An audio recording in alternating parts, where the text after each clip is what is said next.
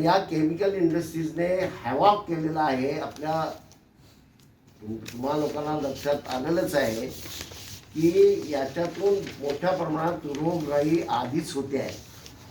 म्हणजे इथे तुम्हाला असं दिसेल की कोकणामध्ये 33% वर कॅन्सरचे पेशंट आहेत. 33% वर. इथे हृदयरोगांचा मोठ्या प्रमाणामध्ये परिणाम होतो. किडनी फेल होण्याचा होतो, फुफ्फुस फेल होण्याचा होतो, लिव्हर फेल होण्याचा होतो. हे सगळे रोग जे आहेत ते मोठ्या प्रमाणामध्ये पोल्युशनमधून होतात आणि झाडं तोडलेली आहेत. त्यामुळे इथलं आता थोडीशी थंडी आहे, पण इथे माझ्या लहानपणी जशी थंडी असायची त्याची थंडी गेलेली आहे. असं असताना पनवेलपासून अगदी तुमच्या रत्नागिरी आणि रत्नागिरीच्या पुढे पण सगळ्या इंडस्ट्रीज ज्या आलेल्या आहेत त्या केमिकल इंडस्ट्रीज आलेल्या आहेत आणि त्याच्यातून जे काय निर्माण झालेलं आहे ते कमी आहे. म्हणून आणखी एक लक्ष्मी ऑर्गॅनिक इंडस्ट्री नावाची इंडस्ट्री जी आहे त्यांनी आणखी एक कमाल करून टाकलेली आहे. ती म्हणजे मेटी काय ते मिटिनी नावाची ह्याच्यामध्ये जी कंपनी होती इटलीमध्ये, ती कंपनी, त्या कंपनीचा यांचा करार झाला आणि असं माहिती मिळते. आमचे घाट त्याच्या संबंधात अधिक माहिती देतील. त्याच्यामध्ये आधीपासूनच ही लक्ष्मी कंपनी जी आहे, लक्ष्मी ऑर्गॅनिक, ही तिथे ब्रँच काढली गेली होती आणि त्यांचा एक डायरेक्टर, ज्याचा उल्लेख मी केलेला आहे, एक डायरेक्टर त्या कंपनीवर आलेला आहे. म्हणजे या लक्ष्मी कंपनीवर काय 3 डायरेक्टर आहेत, त्याच्यातला एक डायरेक्टर तिथला आहे आणि ती कंपनी तिथल्या सरकारने बंद केली, इटलीच्या सरकारने. याचं कारण असं की तिथे पोल्युशन ज्या प्रकारे झालं त्याच्यातून मोठ्या प्रमाणामध्ये माणसं ही पडली, दगावली. याची चौकशी करताना त्यांच्या लक्षात आलं की त्या कंपनीच्या जे एक मटेरियल तयार करतात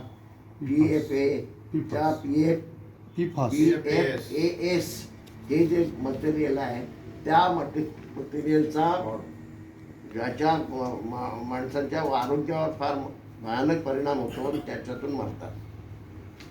आता ते इथे आणताना इथल्या सरकारने त्याला परमिशन कशी दिली हे गुलदस्तात आहे. खरं म्हणजे ही परमिशन द्यायला नको होती. तिथून ती फॅक्टरी बंद झाल्यावर जशीच्या तशी त्या फॅक्टरीची मशिनरी आहे ते इथे आलेली आहे, जशीची. आणि ही फॅक्टरी, म्हणजे माझाही गैरसमज होता, मला वाटतं आता चालू झालेली आहे. आता चालू झाली नाही. मी अशोकराव आणि गाग तिथे आम्ही गेलेलो होतो. त्यांनी फ्रँकली एक गोष्ट कबूल केली, म्हणजे मॅनेजमेंटच्या लोकांना मी मानतो, त्यांनी हे सांगितलं की फॅक्टरी आमची 2020 पासून चालू आहे आणि त्याच्यामध्ये हे जे मटेरियल आहे हे आम्ही बऱ्याच वर्षापासून करतो आणि तितकं आहे. त्यांनी हे पण सांगितलं हे आम्ही उत्पादन करतो. म्हणजे त्यांनी हे जे आहे PFAS,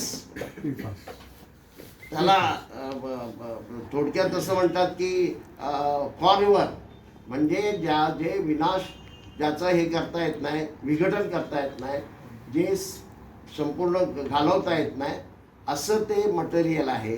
आणि ते मटेरियल जर माणसांच्या ह्याच्यामध्ये गेलं ते मोठ्या प्रमाणात जाण्याची गरज नाही. अगदी शून्यातल्या शून्य जरी गेलं तरी ते पुरे झालं. याचं कारण असं, ते मटेरियल तुमच्या हृदयात गेलं, कशात गेलं की ते तुम्ही त्याच्यामध्ये जगू शकत नाही, अशी स्थिती आहे. त्याच्यावर काही औषधं नाही. विशेष म्हणजे या मटेरियलचा धोका लक्षात घेऊन आंतरराष्ट्रीय पातळीवर याला अल्टरनेटिव्ह तयार करून टाकण्यात आलेले आहे. म्हणजे रायवळ आंबा तुम्हाला आता मिळतच नाही. तर म्हणजे त्याच्यामध्ये फार मोठ्या प्रमाणात व्हरायटी होती, ती सगळी संपलेली आहे. हापूस आंब्याची झाडं लावलेली आहेत. पण तुमच्या माहितीसाठी सांगतो, हा हापूस आंबा फार कमी ठिकाणी एक्सपोर्ट केला जातो. मी आता अलीकडे 2 महिने इंग्लंडला होतो. तिथे आपला आंबा मिळत नाही. सगळे इथली जी फळं आहेत, उदाहरणार्थ चिकू आहे, चिकू तिथे मिळत नाही. तर चिकू म्हणजे नातवंडसारखे येताना आजोबा चिकू घेऊन ये म्हणून सांगतो.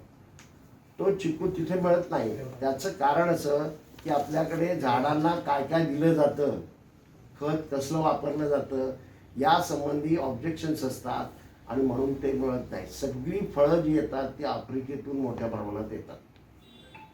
म्हणजे इथल्या शेतकऱ्यांना खऱ्या अर्थानं पुढे जाण्याच्या दृष्टीने जो मार्गदर्शन केलं पाहिजे ते केलं जात नाही.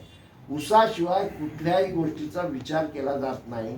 आणि आता ऊसापासून काय काय त्याच्या रसापण करतात ते तुम्हाला त्याची कल्पना आहे. आता या इथे सत्याग्रह केलेले आहेत, काही फायदा झाला नाही. मी राज्यसभेवर असताना प्रत्येक सेशनमध्ये हा कोकणाच्या रस्त्याचा प्रश्न उठवला.